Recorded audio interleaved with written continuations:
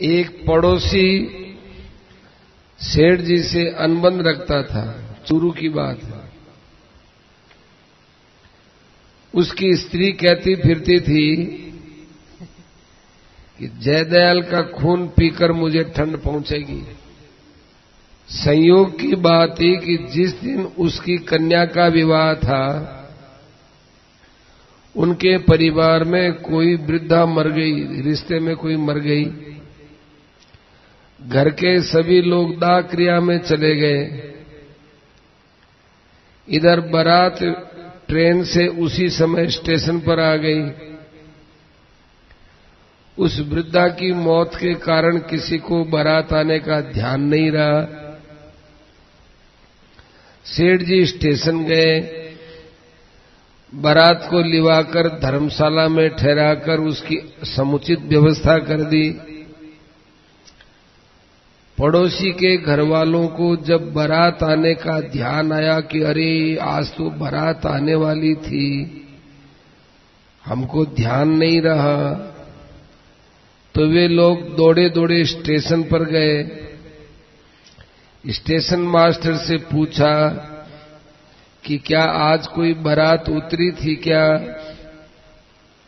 क्या गाड़ी अब आएगी क्या? स्टेशन मास्टर ने कहा गाड़ी तो समय पर थी, एक बारात उतरी जरूर थी।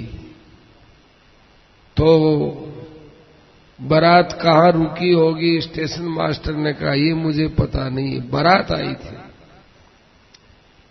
अब बारात का पता करने के लिए धर्मशालाओं में गए। इधर उधर पूछताछ करने पर किसी ने बताया कि आपकी बारात तो अमुक धर्मशाला में ठहरी हुई है। धर्मशाला में जाकर देखा, तब उस पड़ोसी ने व्यवस्था देखी कि इतनी अच्छी व्यवस्था, तो वो आश्चर्य में पड़ गया और वहां पूछताछ करने लगा कि व्यवस्था किसने की, क्योंकि हम लोग तो दाह संस्कार में गए हुए थे और किसी को हमने व्यवस्था बताई भी नहीं थी। फिर ये व्यवस्था और इतनी सुंदर व्यवस्था किसने की? इधर उधर बहुत पूछने पर पता चला कि यह व्यवस्था जयदयाल गोविंद का ने की है। तो वो नाम सुनते उसके तो होश उड़ गए। वो तुरंत सेठ जी के घर पर गया और सेठ जी के चरणों में गिर गया, माफी मांगने लगा। सेठ जी, मैंने तो आपके साथ ऐसा बर्ताव किया और आपने देखो मेरे साथ कितना अच्छा बर्ताव किया।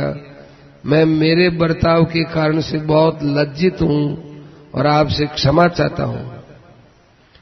सेठ जी ने बड़ी नम्रता से कहा कि मैं इसलिए ऐसा बर्ताव नहीं किया था कि आप मेरे को आकर ऐसा कहो। ये तो मेरा कर्तव्य था, क्योंकि तुम मेरे पड़ोसी हो। पड़ोसी के पड़ोसी को काम नहीं आएगा तो किसके आएगा? तुम्हारी इज्जत तो हमारी भी तो इज्जत है। इसलिए मैंने अपना काम किया है, आप पर कोई उपकार थोड़ा ही किया है। उसके बाद उसने सेठ जी से हृदय से अपना बैर छोड़ दिया। इसी प्रकार सेठ जी निराश्रितों, जरूरतमंदों इत्यादि की सेवा आर्थिक रूप से करवाते रहते थे। गोविंद भवन कलकत्ता के व्यवस्थापक नारायण जी सरावगी आए दिन मांगने वालों को देखकर अपने को तंग होना अनुभव करते एवं कभी कभी उन मांगने वालों को झिड़क देते थे। ये बात सेठ जी तक पहुंची। सेठ जी ने नारायण जी को बुलाकर समझाया कि नारायण, मांगने वालों से प्रेम पूर्वक व्यवहार करना चाहिए। नारायण जी ने कहा, सेठ जी, ये लोग ठग बनकर रुपए लेने चले आते। सेठ जी बोले कि इस तरह का कोई आवे तो मेरे पास ले आना, मैं तुम्हें सिखा दूंगा कि इनके साथ कैसे व्यवहार किया जाता है। तब एक व्यक्ति अपनी स्त्री की बीमारी का बहाना करके सहायता के लिए आया। नारायण जी श्रावगी ने उसको सेठ जी के पास पहुंचा दिया। सेठ जी उससे बड़े प्रेम से बोले, भाई तुम अपने घर का पता हमको दे दो, हम तार भेजकर समाचार मंगाते हैं, दूर से आए हो जाकर भोजन कर लो। वह आदमी वहां से भोजन करने के लिए चला, किंतु वापस नहीं आया। सेठ जी ने धोखेबाजों से बचने का उपाय तथा उचित कर्तव्य पालन का रास्ता दोनों ही दिखा दिया कि सीधा मत दो, उसके घर पर पूछो पहले कि क्या हालत है। सेठ जी के सत्संग में आने वाले स्त्रियों के लिए नियम था कि वे अकेली न आवें, अपने परिवार के पुरुषों को जरूर साथ में लावें, क्योंकि सेठ जी को स्त्रियों का स्वतंत्र रूप से यात्रा करना, स्वतंत्र रूप से उनका निवास इत्यादि करना अच्छा नहीं लगता था। एक बार बांकुड़ा में काफी दूर से 3-4 स्त्रियां अकेले अर्थात बिना पुरुष के सत्संग के लिए आ गई। उनको अकेला आया देखकर वहां पर स्थित एक व्यक्ति ने उनको काफी खरी खोटी सुनाई। तुम अकेली चली आती हो, तुमको ही सत्संग की पड़ी है, अकेली क्यों आई? तुमको मालूम है पुरुष साथ में होना चाहिए, आ जाती हो अकेली। वे बेचारे बड़े खिन्न मन से उल्टे पांव रवाना हो गई। ऊपर कमरे में सेठ जी ने ये बात सुन ली। वे दौड़े दौड़े आए और उन चारों स्त्रियों को बड़े हाथ जोड़कर मनाने लगे। सेठ जी ने अपनी पगड़ी उतारकर उनके पैरों में रख दी और कहने लगे, आप नाराज होकर मत जाओ। स्त्रियों ने ऐसा अनोखा प्रेम देखकर बड़ा संतोष व्यक्त किया। फिर सेठ जी ने खूब प्रेम से भोजन कराया और वापिस भेज दिया। साथ ही अपने साथ के सत्संगियों से बोले, कोई अतिथि मेरे घर से अप्रसन्न होकर चला जाए तो फिर क्यों मेरे घर आने का महात्म्य क्या हुआ? मेरा घर ही नहीं, किसी के भी घर से कोई अतिथि हमारे व्यवहार से अप्रसन्न नहीं होना चाहिए। जयदयाल जी गोविंद का आध्यात्मिक प्रेरक तथा समस्याओं के निराकरण में अभ्यस्त थे। छोटी बड़ी सभी समस्याओं का समाधान भगवत प्राप्ति के साधन से जोड़कर कर देते थे। इस कारण आए दिन उनसे मिलने वाले बहुत लोग आते रहते थे। एक दिन मिलने वालों के क्रम में एक आदमी उनसे मिलने एक कमरे में आया और वहीं बैठ गया। उठने का नाम ही नहीं ले रहा था। सेठ जी के एक सत्संगी भाई ने उसको बार बार उठने के लिए संकेत किया, तुम उठो, लेकिन उसने कोई परवाह नहीं की। इस पर उस सत्संगी को क्रोध आ गया और थोड़ा झुंझला कर कह दिया, आप बाहर जाइए ना, और भी तो लोग मिलेंगे, आप अकेले ही हो क्या? कोई बात तो करते नहीं, चुपचाप करके बैठ गए, निकलो यहां से। इस पर सेठ जी ने उस सत्संगी भाई से कहा, अरे भाई ऐसा नहीं करना चाहिए, क्यों उठाते हो? उसने कहा कि सेठ जी काफी लोग मिलने आए हैं, ये अकेला बैठा रहा, कैसे मिलेंगे? ये आपका काफी समय ले रहा है। सेठ जी ने बड़ी नम्रता से कहा कि मेरे समय का मैं ध्यान रखता हूं, तुम अकेले ही थोड़ा ही हो। मेरे समय के बीच में ऐसे पंचायती मत किया करो।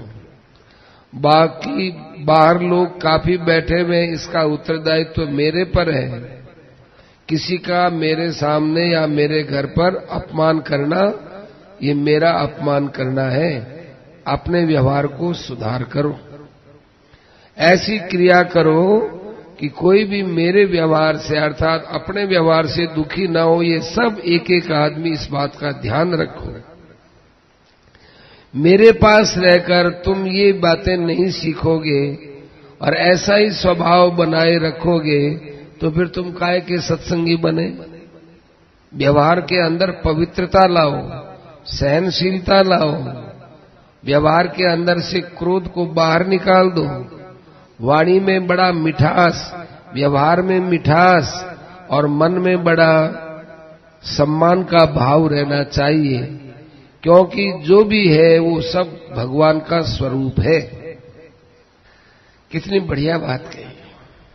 सेठ जी के सत्संगियों में एक थे चंडी प्रसाद जी, जिनका स्वभाव था बिना बात के चिढ़ जाना, क्रोध कर देना। एक बार श्री घनश्याम दास जी जालान, जिनके कारण से गीता प्रेस गोरखपुर में गीता प्रेस खोली गई थी, सेठ जी से बोले कि सेठ जी, या तो ये चंडी आपके पास रहेगा या फिर मैं रहूंगा। एक म्यान में दो तलवार नहीं रह सकती। सेठ जी ने कहा कि भाई घनश्याम, वह तो जाने के लिए कह नहीं रहा है और तुमको जाने के लिए मैं कैसे कहूं। तुम यदि जाना चाहते हो तो मैं क्या कर सकता हूं। किसी को भी छोड़ना मेरे स्वभाव में नहीं है कि इसको छोड़ दो, इसका त्याग कर दो। एक बार सेठ जी का एक दांत था, वो हिलने के कारण से बहुत कष्ट देता था, बोलने में भी कष्ट देता था और वैसे भी वहां दर्द हो गया था। किसी ने कहा, सेठ जी एक बार इसको तो मरुड़ी दे देंगे, दांत निकाल देंगे तो आपके आराम हो जाएगा। सेठ जी ने कहा, नहीं भाई, मैं अच्छा नहीं मानता। कई दिनों तक वो दर्द करता रहा, फिर वो स्वतः ही गिर गया। किसी ने पूछा कि आपने दांत को कब विदा किया, कब दांत को निकाला। सेठ जी ने उत्तर दिया, हम अपने पास रहने वाले आदमी को भी विदा नहीं करते तो हमारे मुंह के अंदर रहने वाले दांत को क्यों विदा करेंगे। वो अपने आप ही छोड़कर चला जाए तो मैं क्या करूं, छोड़ के चला गया। हम स्वयं नहीं त्यागते किसी का। एक बार चंडी प्रसाद जी और रामेश्वर लाल जी जालान में खटपट हो गई। चंडी प्रसाद जी के व्यवहार से क्षुब्ध होकर रामेश्वर लाल जी ने सेठ जी से कहा, मैं अब यहां नहीं रहूंगा, मुझे आपका सत्संग करना होगा तो मैं ऋषिकेश चला जाऊंगा और वहां भी यदि ये खटपट करेगा तो परमार्थ निकेतन में रह लूंगा, आपके सत्संग में आ जाऊंगा और चला जाऊंगा, लेकिन मैं यहां नहीं रहूंगा। सेठ जी ने उत्तर दिया कि रामेश्वर, लोग युधिष्ठिर को अच्छा व्यक्ति मानते थे, इसलिए युधिष्ठिर के प्रत्येक व्यवहार पर सबकी नजर रहती थी। इसी प्रकार लोग मुझे सत्संगी मानते हैं तो मुझे भी थोड़ा अच्छा आदमी मानते हैं। मेरी अच्छाई इसमें नहीं है कि दो आदमियों की खटपट हो जाए तो मैं उनमें से किसी एक को जाने दूं। मेरी अच्छाई तो इसी में ही है कि सिंह और बकरी को एक जगह ही खिलाऊं। मैं आपको भी नहीं जाने दूंगा और चंडी प्रसाद को भी नहीं जाने दूंगा। कितनी अपनाने की उनकी भावना थी, सबको अपना के चलते थे। सेठ जी के मामा जी का लड़का था शिव बगस राय जी। तो सेठ जी के मामा जी के लड़के शिव बगस राय जी का किसी से लेन देन को लेकर विवाद हो गया। सेठ जी के पास पंचायत आई। शिव बगस राय जी ने सेठ जी से कहा, आप अपने स्वरूप के हिसाब से फैसला कीजिएगा, जो आप फैसला करोगे मुझे मंजूर है। सेठ जी ने सामने वाले से पूछा कि भाई तुम्हारा कितना रुपया इसमें पाना है।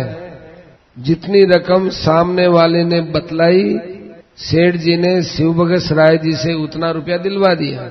अल्लो सामने वाले ने राशि ज्यादा यह सोचकर बतलाई थी कि जितना बताएंगे उससे कम मिलता है, क्योंकि जो जितना बताता है उतना थोड़ी ही कोई रकम देता है, तो जितना बताएंगे उससे कम मिलेगी, इसलिए पहले से ज्यादा बताया। लेकिन जितना ज्यादा बताया उतनी राशि मिल गई। फिर उसने कहा कि सेठ जी मेरा तो इतना रुपया नहीं था, मेरा तो इससे कम था, ये ज्यादा रुपया वापस ले लो। सेठ जी ने कहा देखो भाई, अब ये रकम वापस नहीं ली जाएगी। या तो तुमने कहा क्यों, कह दिया तो वापस क्यों? उसने कहा कि अच्छा ये ज्यादा रकम हमने ले ली, हम आपको देते हैं, आप किसी अच्छे काम में लगा दें। सेठ जी ने कहा ये हमारा काम नहीं है, हम नहीं कह सकते। तुमने जितना रुपया मांगा हमने उतना दे दिया, हमारा किस्सा खत्म, तुम जानो तुम्हारा काम जाने। एक बार किसी ने सेठ जी से कहा कि सेठ जी आपके अंदर बड़ी ताकत है, आप हमें भगवान के दर्शन करा दो ताकि हमारा कल्याण हो जाए। सेठ जी ने कहा यदि मेरे में ताकत हो और मैं यदि दर्शन करवा सकूं तो पहले तुमको क्यों कराऊं, क्योंकि तुमको तो मानव शरीर मिला हुआ है, तुम तो भगवान के दर्शन कर सकने के अधिकारी हो। जो बेचारे अधिकारी नहीं है उनको हम दर्शन कराएंगे। जैसे ये पेड़ पौधा है, ये बेचारे भगवत प्राप्ति कर नहीं सकते, इनको दर्शन कराएं, आप अपने पुरुषार्थ से प्राप्त करो। फोकट का क्यों खाते हो, अन्न क्षेत्र का क्यों खाते हो, कमा के खाओ। कितनी बढ़िया बात कही। तीर्थ यात्रा के समय तोताद्री में, तोताद्री तीर्थ है, तोताद्री में लोगों ने वहां के अभिषेक से तेल की महिमा सुनी कि यहां तेल है, इस तेल को लेने से बहुत घर में सुख शांति रहती है। तो लोग टैंड भर भर करके ट्रेन में रख लिए कि हम घर ले जाएंगे, क्योंकि वहां तेल की कोई कीमत नहीं लेते, फोकट में देते हैं। सेठ जी को पता चला कि हमारे सत्संगी लोग फोकट में तेल के कनस्तर ले आए हैं, तो उन्होंने सबको बुलाया और समझाया और कहा कि ये जो तेल का प्रसाद है इसकी मर्यादा के विपरीत काम कर रहे हो, ये अन्याय है, ये बेईमानी है। आप या तो इसकी कीमत दे के आते या प्रसाद रूप से केवल एक छांटा रूप तेल है बस वो ले लेते, पर आप कनस्तर के कनस्तर भर लाए, ये बेईमानी है। सबसे कीमत ली और मंदिर में सैकड़ों रुपए जमा कराए, ऐसी सेठ जी की न्याय निष्ठा थी। एक और बता दें, एक बार एक मील मालिक सेठ जी से मिलने आया। बातचीत के बाद सेठ जी ने अपने सत्संगी भाई से कहा भाई इनको भोजन कराओ। दोनों रसोई घर में गए। मील मालिक था, वो सत्संगी भाई से बोला आप मेरे पास बैठ जाइए, नौकर भोजन करवा देगा। उसने कहा कि सेठ जी ने मुझे आपको भोजन कराने भेजा है, मैं अपने हाथ से परोस कर खिलाता हूं। वे थाली में भोजन परोस कर मील मालिक के सामने आए। इस पर मील मालिक बार बार आग्रह करने लगा कि आप तो बैठ जाइए, किसी चीज की आवश्यकता होगी तो नौकर दे देगा। मील मालिक के संकोच में वह सत्संगी भाई उनके पास बैठ गए। सेठ जी अतिथि सत्कार का बहुत ध्यान रखते थे। अतिथि ठीक से भोजन कर रहे हैं इसे देखने सेठ जी वहां खुद पहुंचे। सत्संगी भाई को पास बैठा हुआ तथा नौकर को परोसते हुए देखकर वे बोले, अरे मैंने तुम्हें भोजन कराने के लिए भेजा था, तुम तो बैठ गए। सत्संगी भाई ने अपनी सफाई देते हुए वास्तविक बात बता दी कि मैं बार बार इनके कहने से बैठा हूं। मील मालिक ने भी कहा कि मैंने इन्हें पास बैठाया है, ये नहीं बैठना चाहते थे। सेठ जी ने कहा कि ये तो अपने मत का प्रचार करेंगे ही, मेरे यहाँ नौकर से भोजन कराने की प्रथा नहीं है। सत्संगी भाई डर गया कि सेठ जी के इस व्यवहार से मिल मालिक पर पता नहीं क्या असर पहुंचेगा, कहीं बुरा तो नहीं मान जाएगा। वापस जाते समय मिल मालिक सत्संगी भाई से बोला कि मैं कई जगह घूमा हूं, लेकिन सेठ जी जैसा अद्वितीय पुरुष नहीं मिला है। कितना ऊंचा, कितना पवित्र, कितना अच्छा सिद्धांत है। यह सुनकर सत्संगी भाई का मन शांत हो गया, क्योंकि वह इसी अधेड़ बुन में लगा था कि सेठ जी के इस व्यवहार को कहीं बुरा तो नहीं मान जाएगा। एक और बता दें, जब देश का विभाजन हुआ तब जिस पाकिस्तान के नेता ने देश का विभाजन करवाया था विशेष रूप से, उसका देहांत हो गया पाकिस्तान में। तो सत्संगी लोग ताली पीट पीट करके बड़े खुश हो गए कि अच्छा हुआ वो मर गया, अच्छा हुआ मर गया। सेठ जी बोले किसी की मृत्यु पर खुशी नहीं होनी चाहिए। तो एक सत्संगी भाई ने कहा कि दैत्य लोग मरते थे तो देवता लोग राक्षसों की मृत्यु पर खुशी मनाते थे, दुंदुभियां बजाते थे और बहुत प्रसन्न होकर फूल बरसाते थे।